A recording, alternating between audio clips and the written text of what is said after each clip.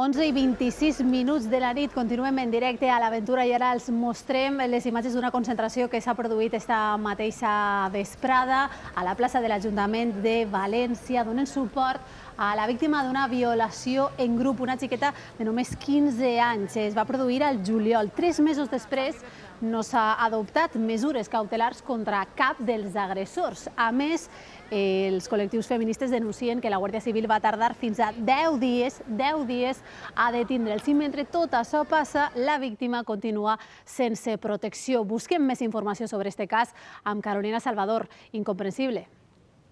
Sí, Marta, este cas és l'últim que hem conegut, però no és l'únic.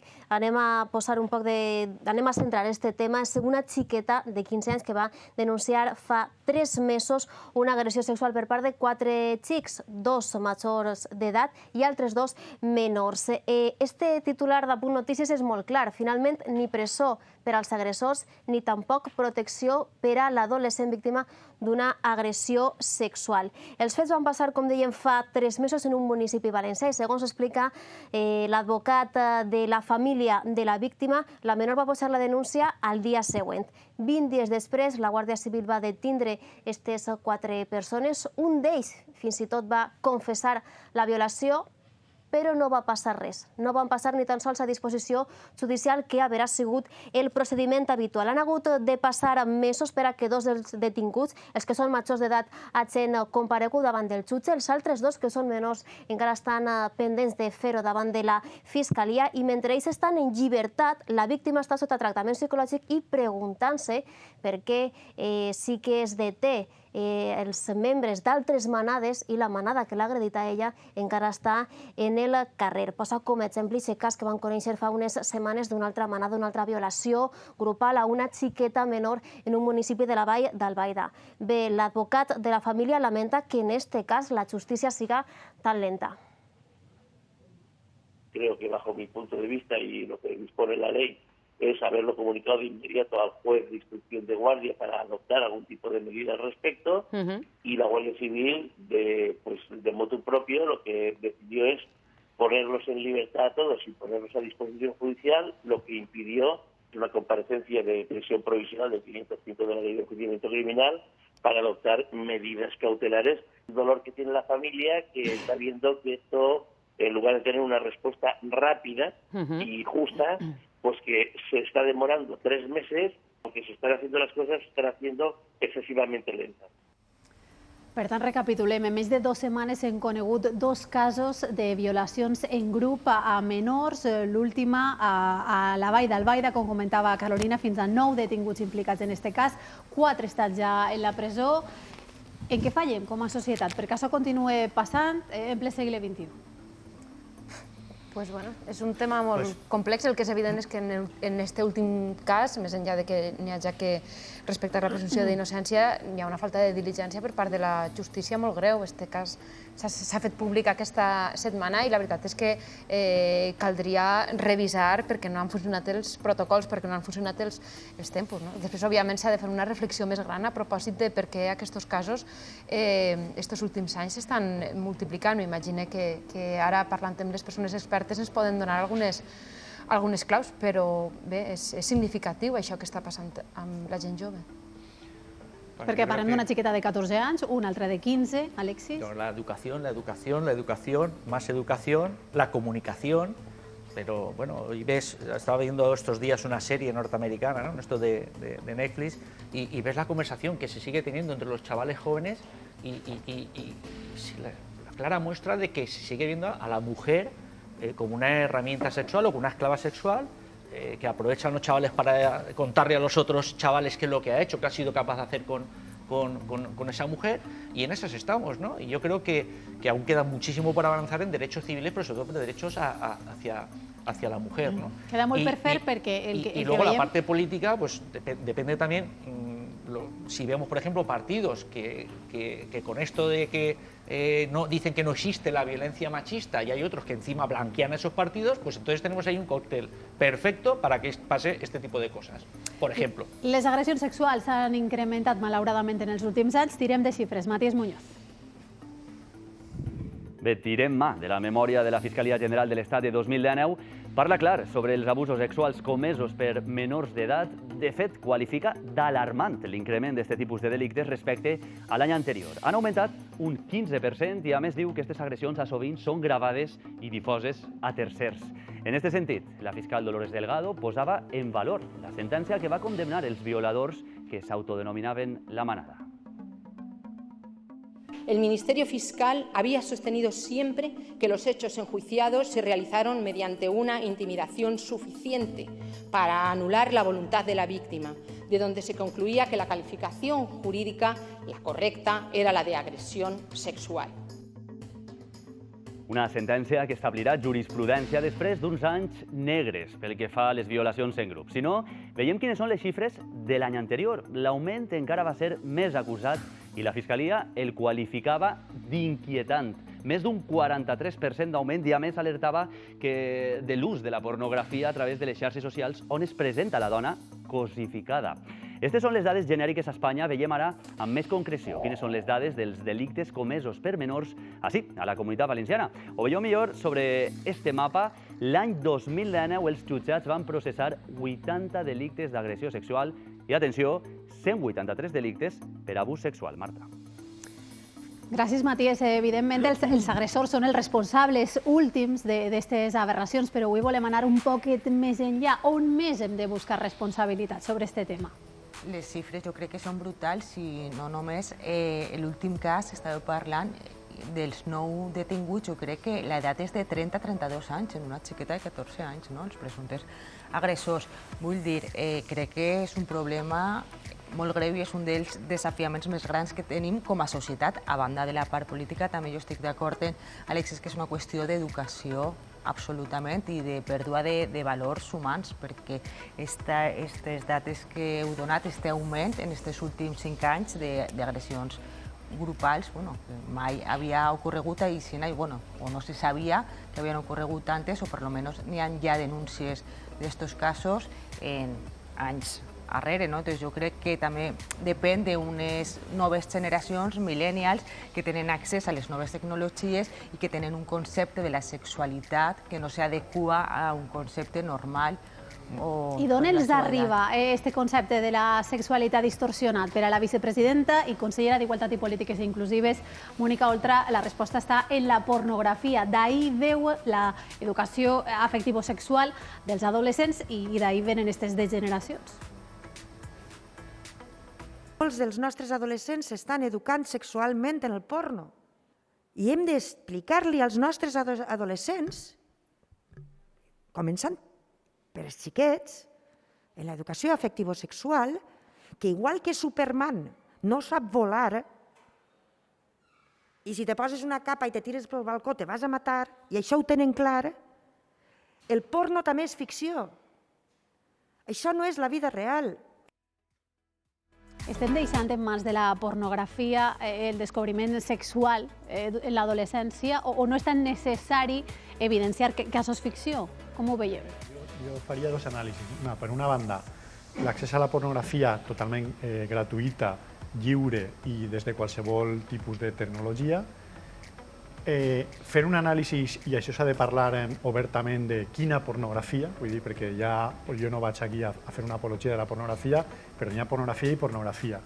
I hi ha un accés lliure a una pornografia violenta, agressiva contra la dona i amb una violència explícita dins de la pornografia lliure, de fàcil accés, que això no té cap control i no se controla de cap manera. I jo crec que això s'hauria d'abordar seriosament. I després, hi ha una cosa que ha dit. El problema és quan la pornografia és l'única educació sexual. Vull dir, s'ha de poder parlar a les escoles de l'educació sexual, s'ha de poder parlar a les escoles de sexe. I ha dit Alexis una cosa que jo crec que és molt important, que hi ha determinades formacions polítiques que estan fent un tabú d'això. I això no pot ser, perquè després es trobem en les conseqüències. És a dir, si no eduquem els xiquets a les escoles, ells s'educaran a soles, que és el que ha passat tota la vida. Jo crec que al final el sexe forma part de la nostra fisiologia i si no fem una educació sexual sana i oberta, vull dir, sense tabús, els xiquets i els adolescents trobaran l'educació sexual en un altre lloc. i el lloc és molt perillós, ¿no? O la sustitució es molt perillosa. Yo creo que la pornografía es una parte más del machismo que hay. La pornografía que se está exhibiendo és fruto del machismo actual. Per tant, és proporcionat carregar-li les culpes de les carències en l'educació sexual que tenim o no? ¿A la pornografía? Yo creo que sí, vamos, que es excesivo, que no solo la pornografía, es la sociedad y sobre todo yo creo que es algo básico, es la educación. Es que a nuestros dirigentes, a todos, o menos, claro, si ven ese machismo que existe, que sigue existiendo, pues está claro, ¿no? Y también yo creo que también es cierto que son cosas que han ocurrido, estos abusos, estas agresiones, estas violaciones, son cosas que han ocurrido. Lo que pasa es que ahora también es cierto que se denuncian más, ¿no? Eso también está ahí. I això és un hecho. Jo estic d'acord amb això. Ràpidament, Xavi. No, jo estic d'acord amb això. Les estadístiques sempre és difícil interpretar-les. Jo vull pensar que en aquest cas, aquest augment tan alarmant també té a veure amb que hi ha una major consciència i que se denuncien més els casos. Abans d'escoltar-vos a la resta, sumem més veus a este debat. Saludem a la productora i directora valenciana de cine porno independent, Irina Vega. Bona nit. Hola, buenas noches. Tu tens ben clar què és allò que no t'agrada de la indústria i, per tant, optes per produir el teu propi porno independent alternatiu. Com és una pel·lícula porno feminista? Pues, a ver, el porno feminista como tal, pues se basa en centrar el placer de todos los performers por igual. Entonces, bueno, yo cuando comencé, pues eso es lo que pensaba, ¿no? Yo misma como consumidora, pues era lo que me gustaba ver y lo que me quería ofrecer también para que vieran, pues eso, los espectadores, ¿no? Irina, què penses del debat que acabem d'encetar? Culpar a la pornografia de la violència sexual i d'aquest augment de les agressions sexuals és proporcionat? Estàs d'acord? Yo pienso que no. A ver, es como el que pues dice que no sé, que hay más asesinatos porque hay pelis con violencia, ¿no? O sea, yo creo que el ser humano es violento de por sí y creo que de hecho en la sociedad está muchísimo más normalizada la violencia que no otras cosas, ¿no? Entonces... Però sí que s'hauria de reformular d'alguna manera, de revisar, per exemple, per a no perpetuar rols desiguals entre l'home i la dona. ¿Cómo? Perdona, la pregunta no... Que sí que s'hauria de reformular, de revisar d'alguna manera la pornografia que tenen a l'abast ara d'una manera completament lliure els adolescents a través d'internet. A ver, sí, es que yo pienso que hay como varias ramificaciones, ¿no? Dentro de lo que es la pornografía. Y, por ejemplo, lo que somos las productoras sí que llevamos un control bastante estricto sobre los usuarios que pueden acceder a ver el contenido. Y yo pienso que el problema que aquí radica en cuanto a los jóvenes es que hay ciertas páginas, como las páginas llamadas tubes, que son, pues eso, que se puede visualizar contenido gratis, y yo creo que es el sitio donde acuden los jóvenes, porque como no encuentran una respuesta a sus inquietudes, porque no conocen lo que es el sexo, pues al final acuden a este tipo de páginas, porque no es como un consumidor adulto que paga por el contenido que va a ver. Entonces los menores al final acuden a este tipo de páginas que son gratis y claro, al final acaban encontrando pues cualquier contenido y lo pueden interpretar de cualquier manera. Yo pienso, como ha dicho uno de los tertulianos, estoy totalmente de acuerdo en que debería de empezar la educación sexual por los padres y luego por las propias escuelas, pero a una edad bastante temprana, porque pienso que la juventud cada vez es mucho más abierta y consciente de estas cosas y se informan pronto. Entonces yo creo que hay que adelantarse a ellos, porque ahí está, ¿no? Que con información ellos pueden discernir qué es lo que es real, qué es ficción, y no sé, creo que es primordial pues eso, hacer hincapié en una educación sexual, pues eso, que sea antes. O sea que... Té solució, veu solució? Hi ha manera de restringir l'accés lliure a aquestes plataformes que estàs dient, o hi ha una espècie de buit legal? Pues yo pienso que hay un vacío legal, porque las productoras durante muchos años, nos quejamos de hecho bastante de este tipo de páginas, porque han empezado a hacer piratería con nuestro contenido y luego, claro, muchas veces pasa que, por ejemplo, yo aunque haga un porno feminista, ellos pueden coger un trozo de un vídeo que yo hago, que lo hago bajo un contexto, y entonces ellos, imagínate, pues si un vídeo dura 15 minutos y tiene un desarrollo, pues hay gente que coge este vídeo, lo corta donde quiere, le cambia el título, puede poner un título machista, puede poner lo que quiera, y está ese fragmento descontextualizado. Entonces, claro, si un joven lo ve y lo ve bajo esa premisa de ese título hacia qué dirección lo han puesto ese vídeo, claro, están viendo algo que no era el objetivo de ese vídeo. Entonces lo pueden interpretar de otra manera por la cual se hizo el vídeo. Entonces, es manipulado. Bueno, claro, está manipulado. Entonces es como si, por ejemplo, encendieras la televisión y lo que ves durante una hora son trozos de vídeo de películas de los fragmentos más violentos, ¿no? Claro, si tú ves eso durante mucho tiempo, pues al final lo puedes normalizar o piensas que eso es el cine, ¿no? Pero realmente si tú te paras a ver cada película entera con toda su narrativa y todo su desarrollo, pues puedes entender por qué ha habido esa escena de violencia o lo que sea, ¿no? Entonces yo creo que con esto pasa igual, que claro, los tubes son fragmentos pequeños, en su gran mayoría, de trozos de escenas y claro, pues al no tener contexto, pues claro, un adulto sí que puede saber de qué va, pero alguien que no tiene ningún conocimiento sobre sexo ve eso i lo puede interpretar de cualquier forma. Per tant, hi ha que saber on buscar. Ara preguntarem si realment estem dient als adolescents on han de buscar, si els estem educant en aquest sentit. Irina Vega, productora i directora valenciana de cine porno independent. Gràcies per estar a l'aventura. Muchas gracias a vosotros. Gràcies. Continuem preguntant-nos esta nit si els joves reben realment una educació sexual pertinent. Amparo Fernández, ara busquem respostes en primera persona. Exacte, li donem veu a ells i a elles, a estos joves a qui hem convidat a esta grada per a parlar d'aquesta educació sexual, si realment és aquesta assignatura pendent que s'estem preguntant. Els presentem a Anna, a Israel i a Alexia. Bona nit als tres. Gràcies per haver vingut i per a parlar d'aquesta educació sexual. La pregunta és molt senzilla, als tres vos la llance. Quantes hores d'educació sexual heu rebut al llarg de la vostra vida? ¿Es fácil el cálculo? Sí. Israel, por ejemplo. La única que he recibido creo que fue 20 minutos, una charla que recibí en tercero de la ESO y a partir de ahí no recibí nunca nada más. Gracias a Dios tenía a mis padres que me educaron en la libertad y en conocer todo un poco, pero a partir de ahí nada más. Alexia, estàs d'acord? Poquet també, heu rebut. 12 hores. 12 hores, les tens comptades? En quart de primària, l'única vegada que m'han parlat de sexualitat. Una experiència que te va marcar a muntó, ho hem vist en aquest vídeo que contaves. Pots contar-la de nou? Clar, sí.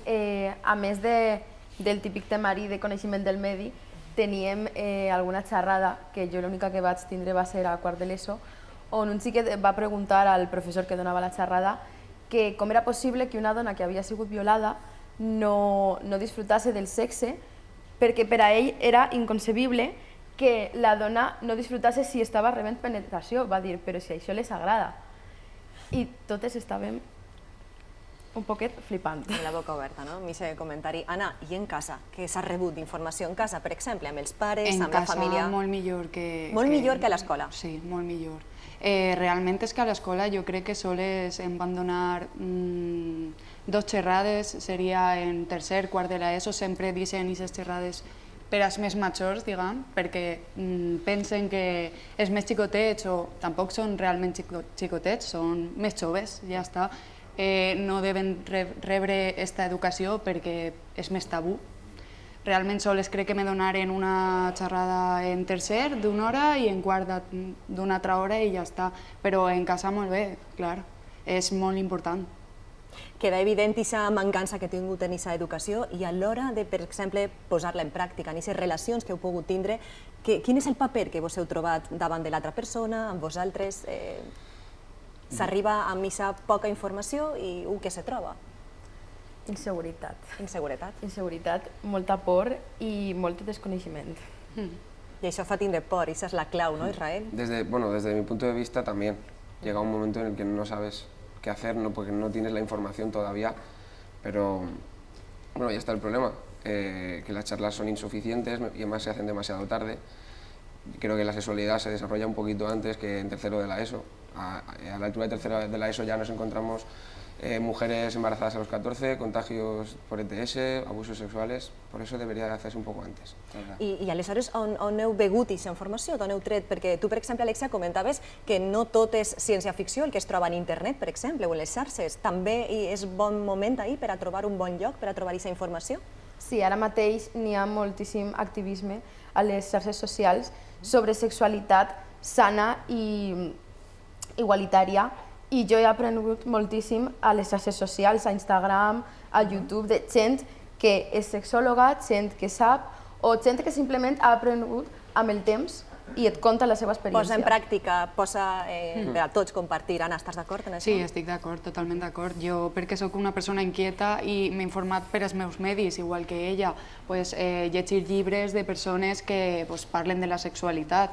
N'hi ha moltes que són avui en dia importants en les xarxes socials i pràcticament igual que ella, ser una persona inquieta, interessar-te i llegir de gent que realment està informada, no de pàgines porno o coses que no tenen contrast ni una base igualitària. El porno, ho has tocat tu, Anna. El considereu una cosa negativa, positiva, a l'hora d'obtindre aquesta informació, aquestes imatges, aquest material gràfic, sobretot, que tant se busca? Yo creo que el problema no radica en el porno en sí, sino en la información que recibes principalmente de tus padres. Si desde un principio tú enseñas a tu hijo y a tu hija qué es cómo funciona el mundo, qué es lo que está bien y qué es lo que está mal, pues a partir de ahí ya sí que sabe que si tú entras en una página porno es ficción, eso no hay que plasmarlo en la vida real, para nada. Ahí es cuando empiezan los abusos y es cuando empiezan las violaciones y todo esto. Y bueno, la pornografía hay que marcarla ahí. Sí que está claro que hay una gran parte muy sordida del porno que no hay nada bueno que sacar, pero en la parte positiva solo hay que quedarse con que es ficción y no sacarlo de ahí. Tindreu clar. Penseu que aquest porno, per exemple, no sé, Alexia, no estaves de tot d'acord. Es que yo no estabas ahí, has posado una cara que no... Es que yo no creo que el porno sea algo aislado y poder decir que simplemente es ficción. Quiero decir, la ficción es un reflejo de la sociedad. Todo tipo de cultura es un reflejo de cómo piensa la gente que crea esa cultura. Entonces, me parece que es un poco simplista decir que el porno solo es ficción. No solo es ficción, esa ficción se basa en algo, se basa en estereotipos, en fetiches, en realidades que la gente busca. Ahir anava a preguntar-vos, perquè creieu que aquest porno reforça aquesta imatge d'objecte que tenen les dones, per exemple, a l'hora d'establir una relació especialment heterosexual, en aquest cas? Sí, Anna? sí. El porno és molt heteronormatiu i damunt hi ha moltíssims estereotips que després la gent, si realment no s'ha informat, com podem fer nosaltres tres o moltes altres persones, però si no s'han informat, després es troben en la realitat que els cossos que apareixen en el porno no són els cossos que tu te trobes en el dia a dia, ni les pràctiques sexuals que se duen a terme no són les que tu pots arribar, perquè cadascú té un límit. ¿Volías afegir alguna cosa, Israel? Bueno, sí, con lo que ha dicho ella, estoy de acuerdo. Es a partir de la sociedad cómo se forma la pornografía, pero si vas al punto clave en cuestión, no vas a coger y eliminar la pornografía de un momento a otro. Lo realmente importante es educar antes que eliminar la pornografía. Saber llegir aquest porno d'alguna manera.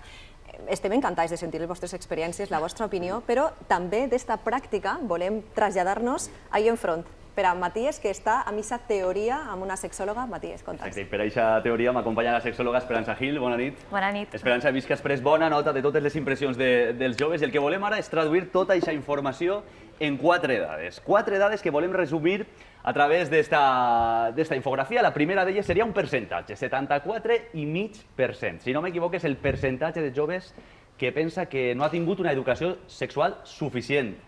Què suposa això? Clar, bueno, ja ho hem vist, no?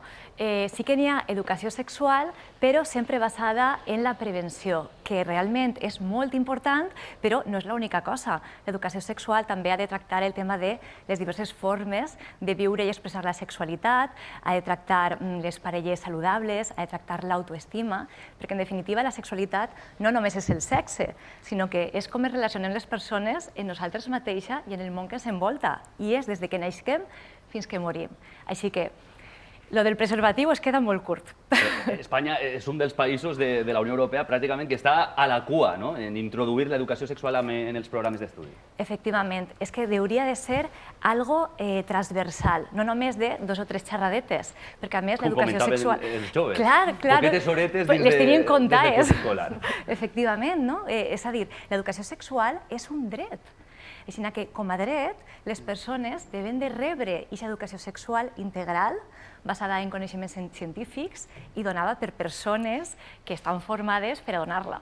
Superimportant. La primera dada que hem vist és un percentatge. Veiem ara quina és la segona dada gràficament. En aquest cas, és una edat, 8 anys. Si no m'equivoque, és l'edat amb la qual, per primera vegada, els xiquets i xiquetes accedeixen a la pornografia. Què suposa? Què implica que un xiquet de 8 anys accedisca ja al porno? Clar, digueu, 8 anys, clar, comunió. Què regalem al xiquet? Un mòbil. Accés il·limitat a pornografia si no hi ha una revisió parental. Entonces, a aquesta edat, els xiquets i les xiquetes no estan madurs encara per a poder processar tota aquesta informació, totes aquestes imatges. Per una banda, aquesta curiositat de voler veure més i compartir-ho amb els altres, és que ho van estenent per ahí, i per una altra banda, n'hi ha que pensar que la pornografia és molt addictiva, perquè està molt carregada d'imatges molt impactants que generen dopamina, és a dir, l'hormona del subidon, i que, per tant, és com veure una pel·lícula d'acció, com un Fast and Furious. Però, clar, aprendríeu a conduir amb Fast and Furious o... Una cosa més calmada. Clar, no podem prendre com a model la pornografia per a les relacions sexuals de la vida real. Hem dit 8 anys, però 14... Què passa als 14 anys? Als 14 se generalitza, és a dir, quasi tots els xics, i a més, ahir és una qüestió molt de gènere, els xics, ho dic conscientment, veuen pornografia.